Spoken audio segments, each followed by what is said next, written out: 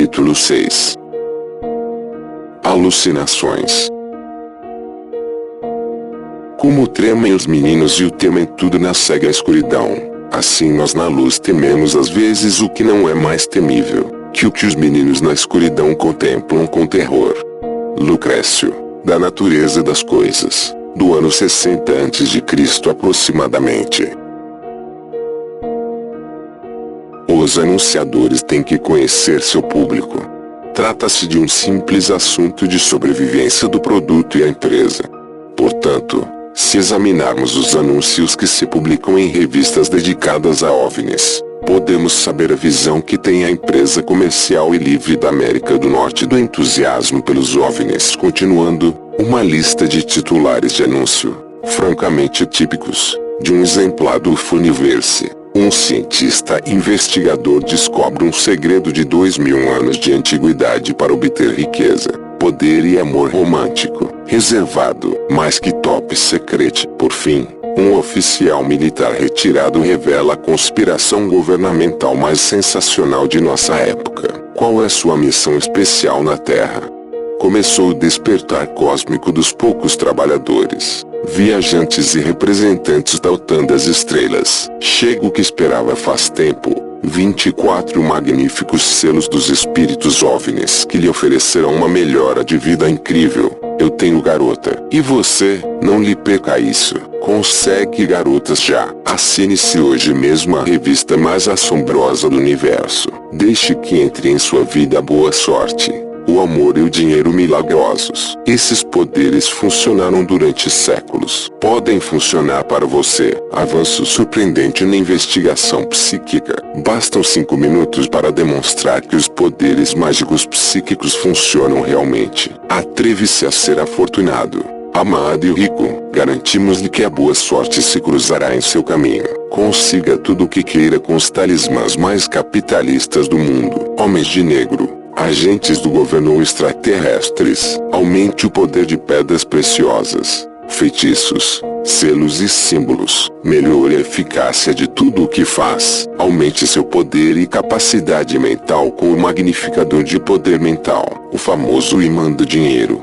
Gostaria de ter mais? Testamento do Lael. Escrituras sagradas de uma civilização perdida. Um novo livro do comandante X da luz interior. Identificados os controladores, os governantes ocultos da Terra. Somos propriedade de uma inteligência extraterrestre. Qual é o fio comum que une todos esses anúncios? Não são os OVNIs, certamente a expectativa de uma credulidade ilimitada da audiência. Por isso aparecem em revistas de OVNIs. Em geral, o simples feito de comprar uma revista desse tipo define ao leitor. Sem dúvida, há compradores moderadamente céticos e totalmente irracionais de revistas assim que se veem seduzidos pelas expectativas de anunciadores e editores. Mas, se acertarem com o grosso de seus leitores, o que poderia significar isso para o modelo da abdução como extraterrestres? De vez em quando recebo uma carta de alguém que está em contato com os extraterrestres. Convidam-me a lhes perguntar algo. E assim,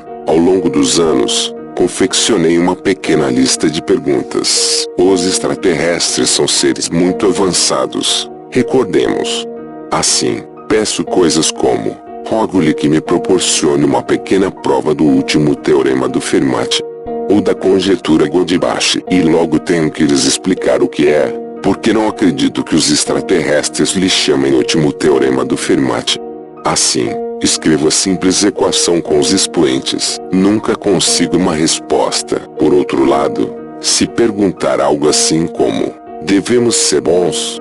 Quase sempre consigo resposta.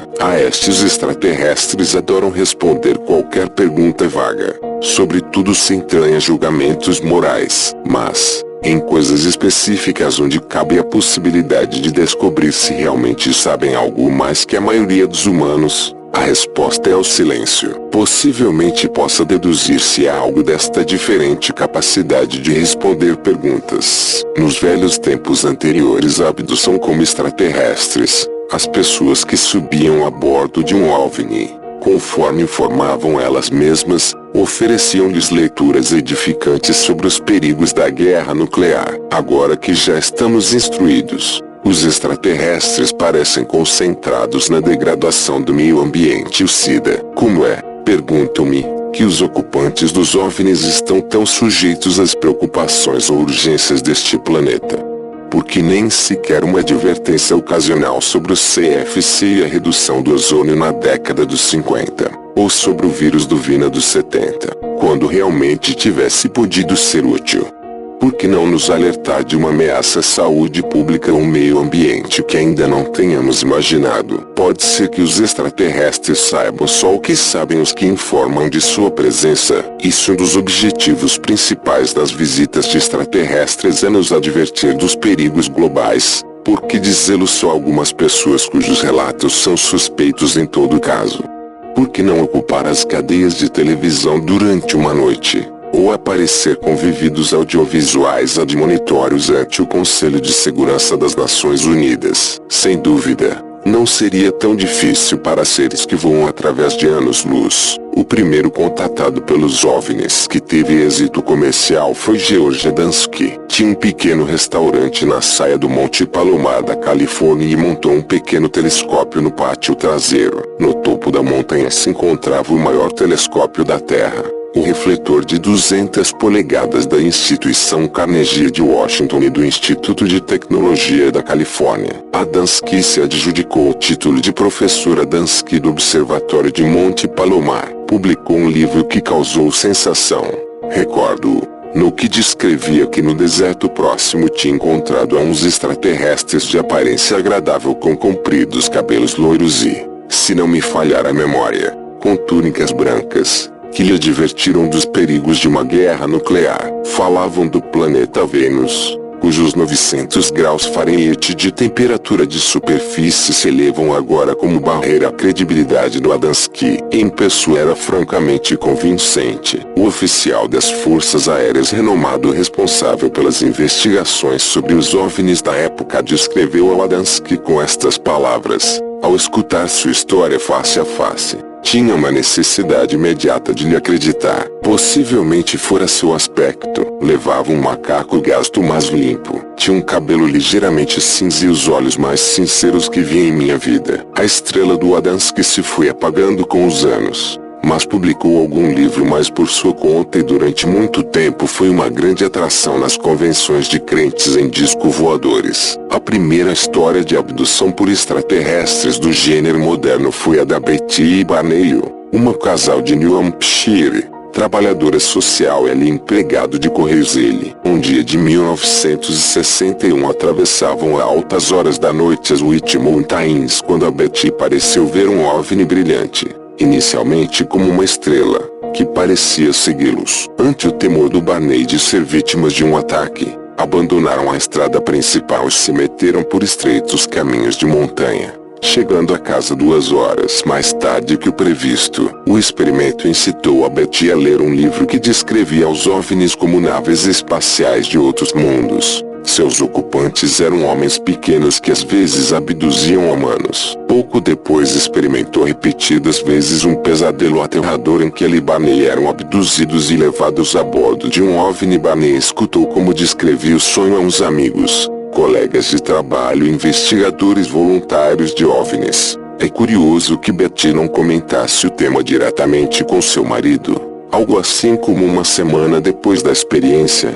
descreveram o OVNI como uma torta com figuras uniformizadas que se viam através dos guichês transparentes do aparelho. Vários anos depois, o psiquiatra do Barney enviou a um hipnoterapeuta de Boston, Benjamin Simon, doutor em medicina. Betty lhe acompanhou para ser hipnotizada também. Sob hipnose, ambos descreveram por separado os detalhes do que tinha ocorrido durante as 2 horas perdidas. Viram aterrissar o OVNI na estrada e, parcialmente imobilizados, levaram-nos ao interior do aparelho, onde umas criaturas pequenas, cinzas, humanoides de nariz largo, um detalhe discordante com o paradigma do momento, submeteram-nos exames médicos não convencionais, incluindo a introdução de uma agulha no umbigo dela, antes de que se inventou a amniocentese na Terra. Agora quem acredita que tiraram óvulos dos ovários da Betty e esperma do Barney, Embora isso não forma parte da história original, o capitão ensinou a Betty um mapa do espaço interestelar com as rotas da nave marcadas. Martin S. Kottmeyer demonstrou que muitos dos motivos do relato do Zil podem encontrar-se em um filme de 1953, Invasores de Marte, e a história do Barney sobre o aspecto dos extraterrestres, especialmente seus enormes olhos, surgiu em uma sessão de hipnose só 12 dias depois da emissão de um episódio da série de televisão Tinha ou Ter Limites em que saía um extraterrestre assim. O caso lhe foi amplamente comentado. Em 1975 se fez um filme de televisão que introduziu a ideia de que abdutores extraterrestres baixinhos e cinzas entre nós na psique de milhões de pessoas. Mas até os poucos cientistas da época que acreditavam que alguns OVNIs podiam ser realmente naves espaciais extraterrestres se mostraram cautelosos. O suposto encontro brilhava por sua ausência na lhe surgiram lista de casos de OVNIs recolhida pelo James McDonald,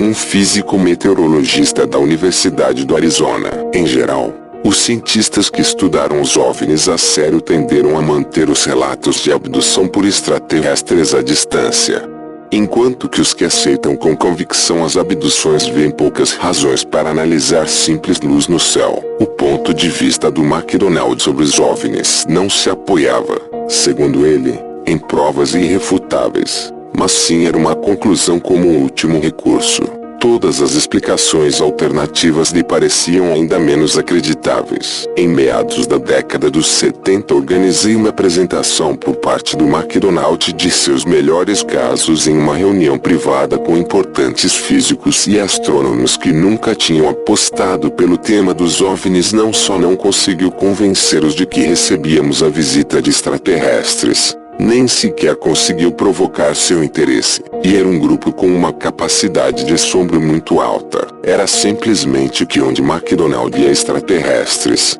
eles encontravam explicações muito mais prosaicas. Agradou-me ter a oportunidade de passar umas horas com o senhor e a senhora e com o Dr. Simon. A seriedade e sinceridade de Betty e Barney eram indubitáveis, como seu temor de converter-se em figuras públicas em umas circunstâncias tão estranhas e difíceis. Com a permissão do Zil, Simon me permitiu escutar, e, a meu pedido, ao McDonald e comigo, algumas das fitas de suas sessões sob hipnose. O que mais me impressionou, sem comparação, foi o terror absoluto da voz do Barney quando descrevia, revivia seria uma palavra mais adequada, o encontro. Simon, embora proeminente defensor das virtudes da hipnose na guerra e na paz, não tinha cansado no frenesi público pelos OVNIs. Compartilhava generosamente os direitos de autor do bem-sucedido livro do John Fuller, A Viagem Interrompida, sobre a experiência do Zil. Se Simon tivesse declarado a autenticidade de seu relato, as vendas do livro se podiam ter disparado e ele teria aumentado grandemente seus lucros. Também rechaçou imediatamente a ideia de que mentia ou, como sugeriu outro psiquiatra, que se tratava de uma folia deux, uma ilusão compartilhada em que, geralmente, o membro recessivo segue o delírio do dominante. O que fica então? Ozil, disse o psicoterapeuta, tinham experiente uma espécie de sonho juntos. É perfeitamente possível que haja mais de uma fonte de relatos de abdução como extraterrestres, igual a para observações de OVNIs. Consideremos algumas possibilidades. Em 1894 se publicou em Londres o Censo Internacional de Alucinações em Vigília. Após até agora, em repetidas pesquisas se mostrou que do 10 aos 25% das pessoas normais experimentaram ao menos uma vez em sua vida uma alucinação vívida. Normalmente, ouvir uma voz ou ver uma forma inexistente. Em casos mais estranhos, percebem um aroma que os persegue, ouvem uma música ou têm uma revelação que lhes chega independente dos sentidos. Em alguns casos se convertem em acontecimentos que transformam a pessoa em profundas experiências religiosas. As alucinações poderiam ser uma portinha esquecida no muro que levaria a uma compreensão científica do sagrado. Provavelmente, desde que morreram, ouvi uma dúzia de vezes a voz de minha mãe ou meu pai, em tom de conversação, dizendo meu nome. Certamente, quando viviam me chamavam frequentemente, para fazer uma tarefa, para me recordar uma responsabilidade, ir jantar, cercar uma conversação, falar sobre um acontecimento do dia. Jogo-os tanto em falta que não me parece nada estranho que meu cérebro capte uma lembrança lúcida de suas vozes. Este tipo de alucinações podem afetar a pessoas perfeitamente normais em circunstâncias perfeitamente ordinárias. Também podem provocar-se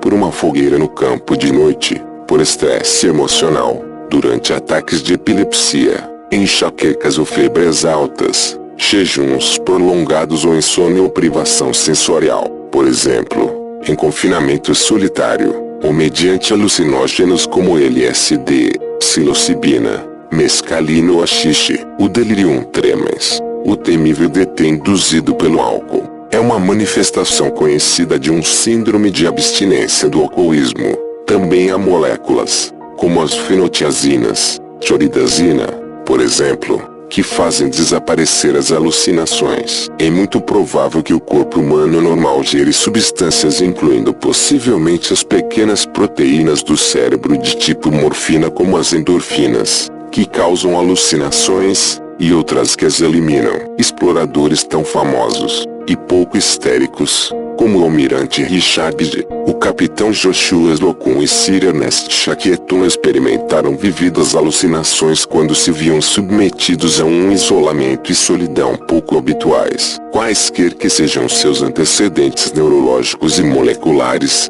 as alucinações produzem uma sensação real. Em muitas culturas se buscam e se consideram um sinal de ilustração espiritual. Entre os nativos americanos das pradarias do oeste, por exemplo, ou em muitas culturas indígenas da Sibéria, a natureza da alucinação que experimentava um homem jovem depois de uma busca de visão com êxito pressagiava seu futuro. Discutia-se seu significado com grande seriedade entre os anciões e xamanes da tribo. Há exemplos incontáveis nas religiões do mundo de patriarcas, profetas e salvadores que se retiram ao deserto ou à montanha e, com a ajuda da fome e a privação sensorial, encontram deuses ou demônios. As experiências religiosas de indução psicodélica eram a marca da cultura juvenil ocidental da década dos 60. A experiência, como quer o que tenha aparecido, descreve-se frequentemente e respeitosamente com palavras como transcendental, sobrenatural, sagrado e santa. As alucinações são comuns.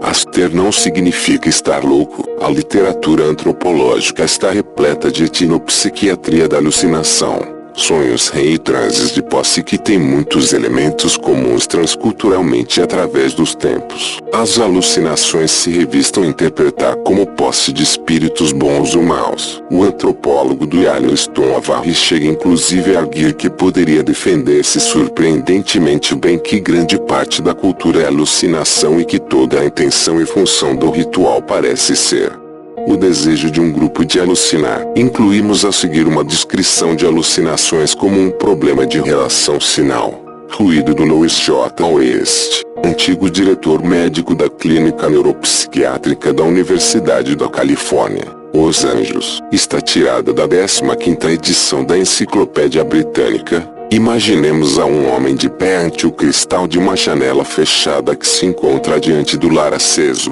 olhando para o jardim ao pôr do sol. Está tão absorto pela visão do mundo de fora que não consegue visualizar o interior da habitação onde está. Entretanto, à medida que no exterior vai obscurecendo, na janela pode ver-se o reflexo de imagens da habitação de trás dele. Durante um momento pode olhar ao jardim, se olhe para a distância, ou o reflexo do interior da habitação. Se fixa a vista no cristal a poucos centímetros de sua face, cai a noite, mas a chama do fogo segue brilhando no lar e ilumina a habitação. Agora o observador vê um vívido reflexo no cristal do interior da habitação que tem detrás, que parece estar ao outro lado da janela. Esta ilusão se vai atenuando ao ir se apagando o fogo e, finalmente, quando está escuro tão fora como dentro, não se vê nada mais. Se reavivar a chama do fogo de vez em quando, reaparecem as visões no cristal. De um modo análogo, as experiências alucinatórias como as dos sonhos normais ocorrem quando se reduz a luz do dia ao input sensorial. enquanto a iluminação interior nível geral de excitação cerebral segue sendo brilhante. As imagens que se originam dentro das salas de nossos cérebros podem ser percebidas, alucinadas, como se viessem de fora das janelas de nossos sentidos. Outra analogia poderia ser que os sonhos, como as estrelas, sempre estão brilhando, embora de dia não revistam ver-se as estrelas porque o sol brilha muito. Se houver um eclipse de sol durante o dia, ou se um espectador decide estar atento um momento depois da posta ou antes da saída do sol, ou se acordada de vez em quando em uma noite clara para olhar ao céu, as estrelas, como os sonhos, embora frequentemente esquecidas, podem ser vistas sempre. Um conceito mais relacionado com o cérebro é o de uma atividade contínua de processamento de informação, uma espécie de corrente pré-consciente, que recebe continuamente a influência de forças tão conscientes como inconscientes e que constitui o fornecimento potencial de conteúdo do sonho. O sonho é uma experiência em que, durante uns minutos, o indivíduo tem certa consciência da corrente de dados que se processam. As alucinações em estado de vigília implicariam também o mesmo fenômeno, produzido por uma série algo distinta de circunstâncias psicológicas ou fisiológicas. Parece ser que toda a conduta e experiência humana, tão normal como anormal, vai acompanhada de fenômenos ilusórios e alucinatórios, enquanto a relação destes fenômenos com a enfermidade mental foi bem documentada. Possivelmente não se considerou bastante seu papel na vida cotidiana. Uma maior compreensão das ilusões e alucinações entre gente normal pode proporcionar explicações para experiências relegadas de outro modo ao misterioso, extrasensorial ou sobrenatural. Certamente perderíamos algo importante de nossa própria natureza se nos negássemos a nos enfrentar ao feito de que as alucinações são parte do ser humano. Entretanto, isso não faz que as alucinações sejam parte de uma realidade externa mais que interna. Dos 5 aos 10% das pessoas são extremamente sugestionáveis, capazes de entrar em um profundo transe hipnótico a uma ordem. Aproximadamente 10% dos americanos declara ter visto um ou mais fantasmas. Este número é superior ao dos que dizem recordar ter sido abduzidos por extraterrestres, aproximadamente igual ao dos que afirmaram ter visto um ou mais OVNIs, e é inferior ao número dos que a última semana de presidência do Richard Nixon, antes de que demitisse para evitar o processamento, pensavam que sua tarefa como presidente era de boa a excelente. Ao menos 1% de todos nós é esquizofrênico. Isto soma mais de 50 milhões de esquizofrênicos no planeta. Mas, por exemplo, que a população da Inglaterra, em seu livro de 1970 sobre pesadelos, o psiquiatra John Mack sobre o que direi algo mais, escreve: há um período na mais tenra infância em que os sonhos se consideram reais e o menino considera os acontecimentos,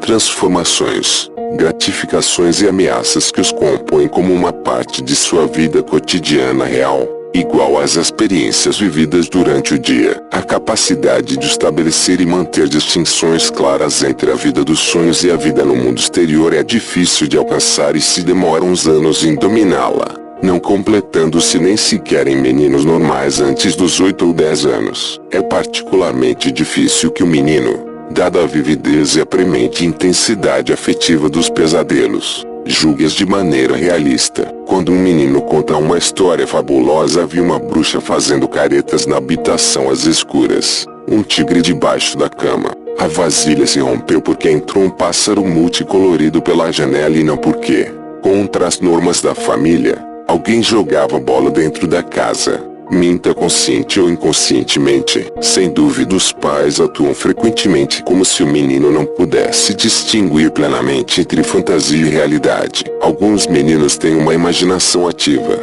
outros estão pior dotados neste aspecto. Algumas famílias podem respeitar a capacidade de fantasiar e respirar ao menino, lhe dizendo ao mesmo tempo algo assim como: "Oh, isso não é real, é só sua imaginação."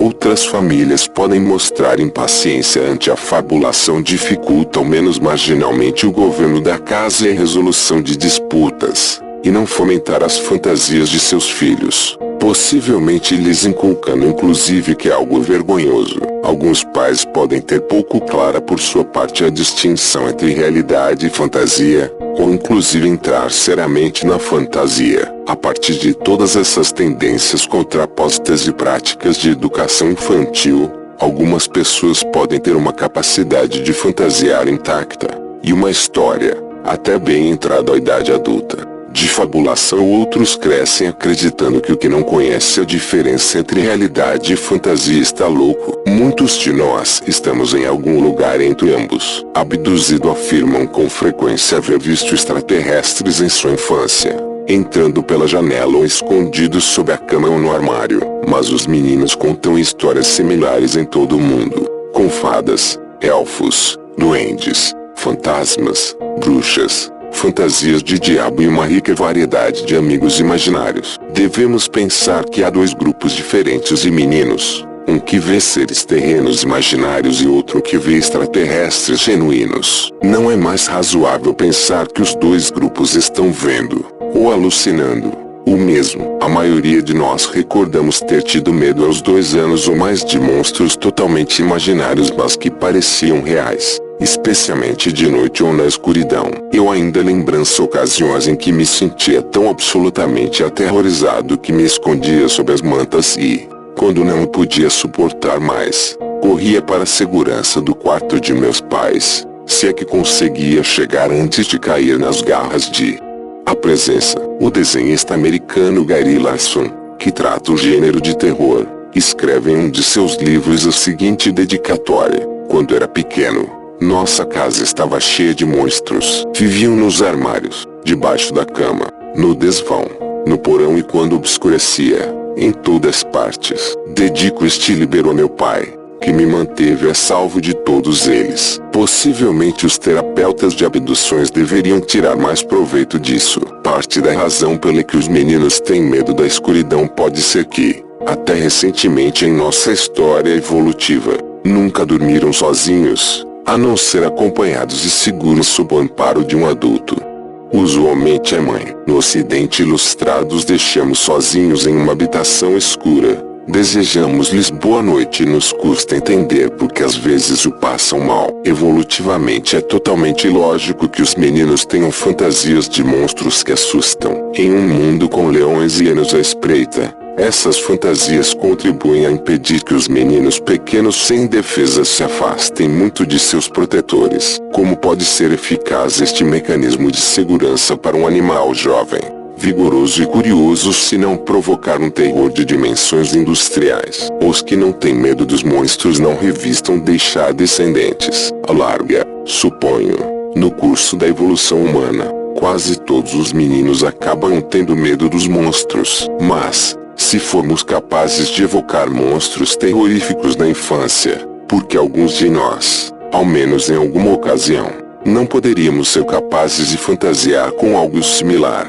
Um pouco realmente horrível, uma ilusão compartilhada, como adultos. É significativo que as abduções por extraterrestres ocorram principalmente no momento de dormir ou despertar, ou em compridas viagens em automóvel, quando existe o perigo bem conhecido de inundar-se em uma espécie de sonho hipnótico. Os terapeutas de abduzidos ficam perplexos quando seus pacientes contam que gritaram de terror enquanto seus cônjuges dormiam pesadamente a seu lado. Mas não é isso típico dos sonhos. Que não se ouçam nossos gritos pedindo ajuda. Poderia ser que essas histórias tivessem algo que ver com o sonho e, como propôs Benjamin Simon Parusil, fossem uma espécie de sonho. Um síndrome psicológico comum, embora insuficientemente conhecido, bastante parecido ao da abdução por extraterrestres, se chama paralisia do sonho. Muita gente a experimenta. Ocorre neste mundo crepuscular a meio caminho entre estar totalmente acordado e totalmente dormido. Durante uns minutos, possivelmente mais, alguém fica imóvel e com uma ansiedade aguda. Sente um peso sobre o peito como se tivesse alguém sentado ou tendido em cima. As palpitações do coração são rápidas, a respiração trabalhosa. Podem-se experimentar alucinações auditivas ou visuais, de pessoas, demônios, fantasmas, animais ou pássaros. Na situação adequada, a experiência pode ter toda a força e o impacto da realidade. Segundo Robert Baker, um psicólogo da Universidade de Kentucky, às vezes, a alucinação tem um marcado componente sexual. Baker afirma que essas perturbações comuns dos sonhos são a base de muitos, se não a maioria, dos relatos de abdução de extraterrestres. Ele e outros sugerem que há outras classes de declarações de abdução realizadas por indivíduos com tendências fantasias, diz, ou as brincadeiras, de modo similar. O Harvard Mental Athletes, setembro de 1994, comenta: a paralisia do sonho pode durar vários minutos e às vezes vai acompanhada de vividas alucinações como de sonho que dão pé a histórias sobre visitas dos deuses, espíritos e criaturas extraterrestres. Sabemos pelos primeiros trabalhos do neurofisiólogo canadense Wilder Penfield que a estimulação elétrica de certas regiões do cérebro provoca verdadeiras alucinações. A gente com epilepsia do lóbulo temporário, que implica uma cascata de impulsos elétricos gerada naturalmente na parte do cérebro detrás da frente, experimenta uma série de alucinações quase indistinguíveis da realidade, incluindo a presença de um ser estranho ou mais, ansiedade, flutuação no ar, experiências sexuais e uma sensação de haver se saltado um período de tempo. Também existe o que parece uma grande compreensão das questões mais profundas e uma necessidade de as comunicar. Parece riscar uma linha contínua de estimulação espontânea do lóbulo temporário da gente com epilepsia grave aos mais normais de entre nós. Ao menos em um caso apresentado por outro neurocientífico canadense, Michael Persinger, a administração de um fármaco antiepiléptico, a carbamazepina, eliminou a sensação recorrente de uma mulher de experimentar o caso típico de abdução como extraterrestres. Assim, estas alucinações, geradas espontaneamente ou com assistência química ou experimental, podem representar um papel possivelmente central nos relatos sobre OVNIs. Mas é fácil parodiar um ponto de vista assim. Os OVNIs explicados como alucinações maciças. Todo mundo sabe que não existe o que se chama uma alucinação compartilhada, não? À medida que se começou a popularizar amplamente a possibilidade de vida extraterrestre, especialmente com os canais marcianos do Percival Lowell ao finais do século passado, a gente começou a declarar que estabelecia contato com os extraterrestres, especialmente os marcianos. O livro do psicólogo Theodore Flournoy, Da Índia ao Planeta Marte, escrito em 1901, descreve um médium de fala francesa que em estado de transe desenhou retratos dos marcianos. São iguais que nós, e apresentou seu alfabeto e linguagem, com um notável parecido ao francês. O psiquiatra Carl Jung, em sua dissertação doutoral em 1902, descreveu a uma moça suíça que se agitou ao descobrir, sentado em um trem diante dela, a um habitante das estrelas de Marte. Os marcianos estão desprovidos de ciência, filosofia e almas, disse-lhe, mas têm uma tecnologia avançada. Faz tempo que existem máquinas voadoras em Marte. Todo Marte está talher de canais, e coisas assim. Charles Forte, um colecionador de relatórios anômalos que morreu em 1932, escreveu: possivelmente haja habitantes em Marte que enviem secretamente informes sobre este mundo a seus governos. Na década de 1950, um livro do Gerald G.A. revelou que os ocupantes do Pires eram abelhas marcianas inteligentes, que a não ser elas poderiam sobreviver aos fantásticos giros de ângulo reto que se diz que fazem os OVNIs. Mas quando em 1971 o Mariner 9 demonstrou que os canais eram ilusórios e, ao não encontrar os Viking 1 e 2 nenhuma prova clara sequer da existência de micróbios em Marte em 1976, o entusiasmo popular pelo Marte do Lowell se apagou e não se falou mais de visitas de marcianos. Então se disse que os extraterrestres vinham de outra parte. Por quê? Porque não mais marcianos. E quando tirou o chapéu que a superfície de Vênus era o bastante quente para derreter o chumbo, não se produziram mais visitas de Vênus. Ajusta-se alguma parte destas histórias aos cânones de crença atuais? O que implica isso sobre sua origem? Não há dúvida que a alucinação dos humanos é comum. A dúvida sobre se existirem extraterrestres, se frequentarem nosso planeta ou se nos abduzirem incomodam é considerável. Poderíamos discutir sobre os detalhes, mas provavelmente uma categoria de explicação se sustente melhor que outra. A principal reserva que se pode formular é: por que tanta gente declara hoje em dia essa série particular de alucinações? Porque seres pequenos e sombrios, discos voadores e experimentos sexuais,